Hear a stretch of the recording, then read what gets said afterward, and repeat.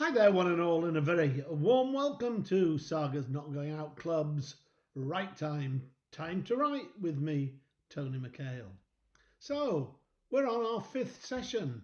We're really cracking through them now. Only one more session to go after this, and then off you'll go to write your radio drama, your TV drama, your sitcom, your stage play, your film, or your novel. But first, before we get on to today's session, let's talk about what we've been doing so far. The first session was all about the idea for the story that you wanted to tell, and how we got the idea down into just 2 sentences maximum, so we keep you focused on that idea. And the second was about how we developed that idea, and we developed it not in a linear fashion, but in a much more creative way by just putting down any ideas you had that was connected to the core idea. So it could be a line, it could be a character, it could be a scene, it could be a plot twist, it could be actually anything. So the third session was all about character and how we created 3-dimensional, fully rounded characters. And we did this by writing detailed biographies for all of our main characters, so that we knew every aspect of those characters. And the fourth session was all about nailing the story. We took the elements we'd been working with, put them together, and created a linear story with a beginning, a middle, and an end. And off you went to write your treatment stroke short story for that idea. So that's where we are so far. So the fifth session is going to be all about dialogue and stage directions. But before we get on to that, I'm going to give you the answers to the 3 trivia questions I posed at the end of the last session. And they were all about first lines in novels. We talked about how we wanted to create something at the beginning of our piece of work that would actually hook the audience in and make them want to know more, read more, see more. Okay, so these novels were all different novels, and here's the first one. It was a bright, cold day in April, and the clocks were striking 13. It was a bright, cold day in April, and the clocks were striking 13. I'm pretty sure most people have got that one, and it was, yes, George Orwell's 1984. And the second one was, when he was nearly 13, my brother Jem got his arm broken at the elbow.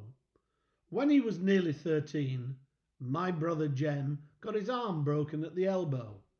So I think most people will probably have got that as well. It is, of course, Harper Lee's To Kill a Mockingbird. And now the third one, Hale knew before he'd been in Brighton 3 hours that they meant to kill him. Hale knew before they'd been in Brighton 3 hours that they meant to kill him. I think there's a little clue in that line, and that's Brighton. Yes, it's Brighton Rock by Graham Greene. 3 very different novels, 3 very different opening lines, but all lines that would want you to continue to know what was going to happen, what was coming next. And so, with that in mind, let's move on to the dialogue and stage directions. Now, dialogue I've tried to put down in 3 little points to give you an idea about what good dialogue consists of. Now, the first point is authenticity. Good dialogue has got to be authentic, and by that I mean real to the character and his environment. To put that down as an example, and this is an extreme example, right? To put it down as an example, if I had a character that was born and bred in Balham, and the furthest they'd ever been was Clapham, and they came out with a line such as, hey, don't go down that snicket, it's icy, then it would jar, because the word snicket is very peculiar to the north of England, and it's not basically a southern expression. So we're not using the right words for the right character and his environment. If you could justify it in some way, and you'd have to justify it via that biography we talked about earlier, then maybe you could make it work. But normally that wouldn't work. So it's about getting the authenticity, and you do that by listening and learning from people's dialogues, either on the radio, on the TV, or just in the pub or wherever. You could even download it these days. But getting that authentic dialogue down. The second point is about hearing the voice of the character. So you hear how that character sounds in your head as you write it down. When I was an actor many years ago now, I used to be not very good at doing accents, but strangely enough, I can hear them very clearly when I'm writing them down, and I can hear the voices of my characters and how each voice is different and how each voice has its own rhythm and its own tone. I speak totally different to probably most of the people that are watching this, and that would be my own peculiar rhythm and my own peculiar tone, and that's what you're trying to aim for when you're hearing characters' voices. And the third point is about not forcing in dialogue. It's so easy at times to force dialogue in so you can tell the story you want to tell. It has to happen naturally. Let the dialogue work through and happen in a natural way, even if it takes a bit longer. Then you can edit and tighten up after that. So that's quickly about dialogue. And dialogue is all about practice as well. The more you actually do it, the better you become at it. And when you've done your dialogue, when you've written it down, read it out, get somebody else to read it with you, or even better, get a couple of actors to read it out to you, and then you'll be able to hear exactly what it is that's going down there, how good or bad the dialogue is, so that you can sort of make any adjustments you have to do. Rewriting is essential. Don't ever be ashamed of rewriting. Rewriting is virtually a good thing every time. Okay, and now on to stage directions. Stage directions, I get two questions asked quite regularly.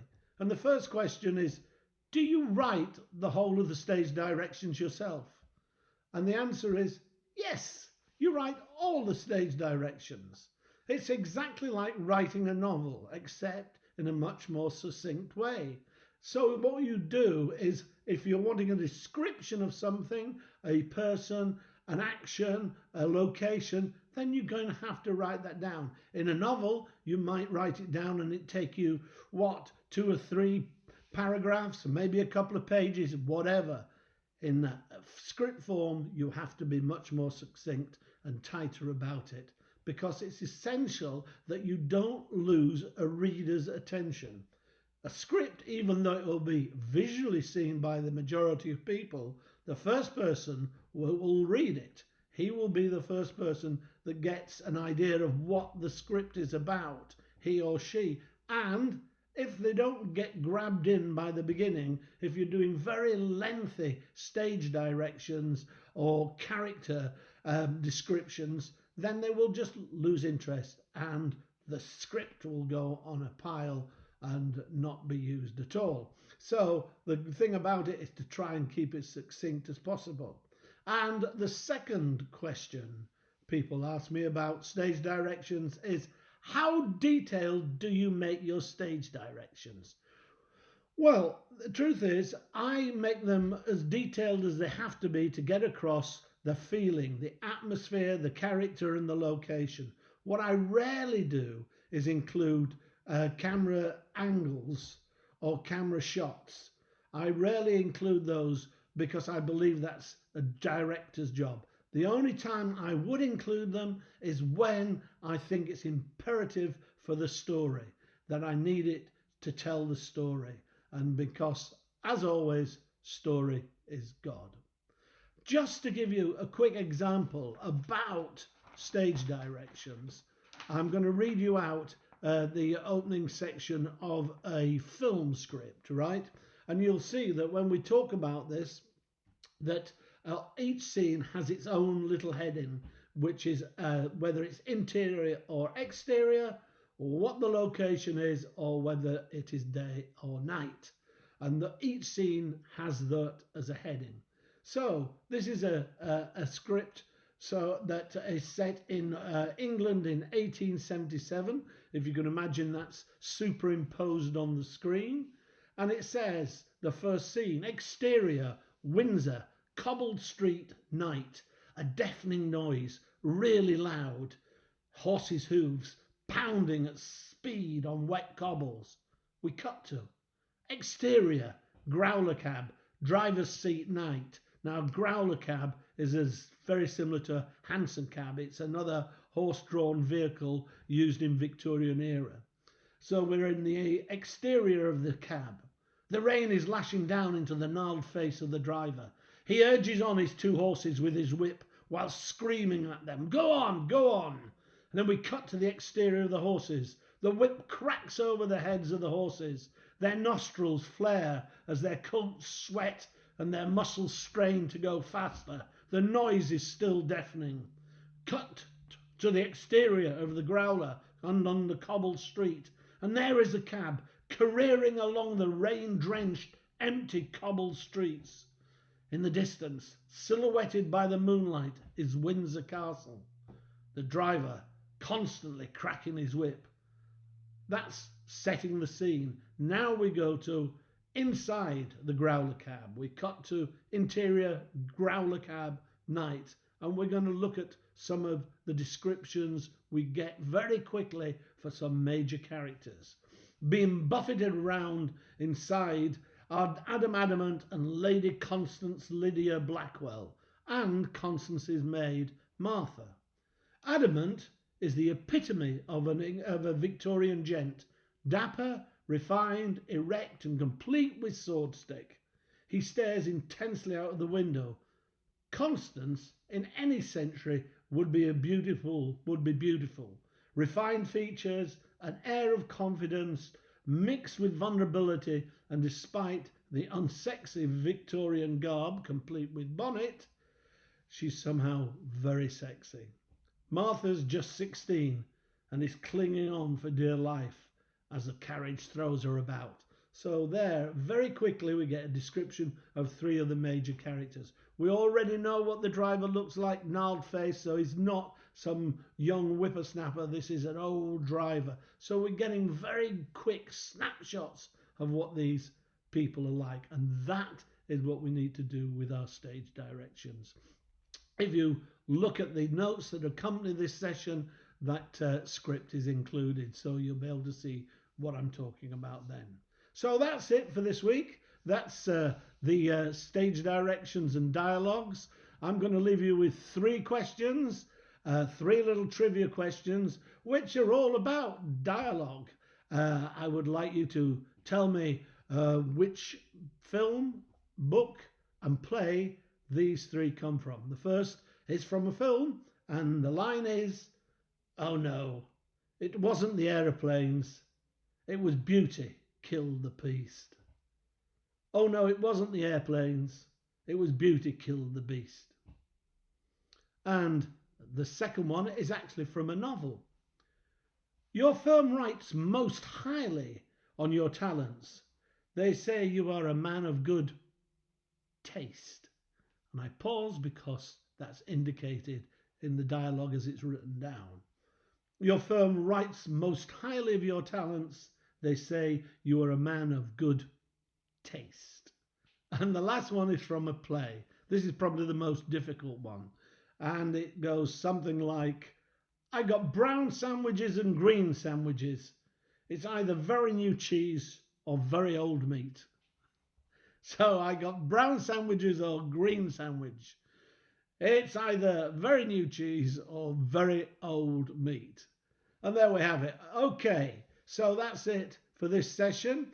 Go off and do your assignment, which is, this time I would like you to take 2 or 3 scenes from the 10-15 page treatment story you have done, and I want you to write the dialogue for those scenes. And remember what I said earlier, get them tried out, read them out, get somebody else to read them with you, or preferably get some actors to read them, and keep writing them. Because as I said, writing dialogue is all about practice, because the more you do it, the better you become. So thank you very much for listening. I hope you've enjoyed this session. I hope you join us for the last session next week. In the meantime, remember, we have 3 rules, and the 3 rules are: writer's right, simple isn't easy, and there are no rules. Okay, enjoy your writing, stay well, stay safe, and stay alert. Take care. Hope to see you again soon.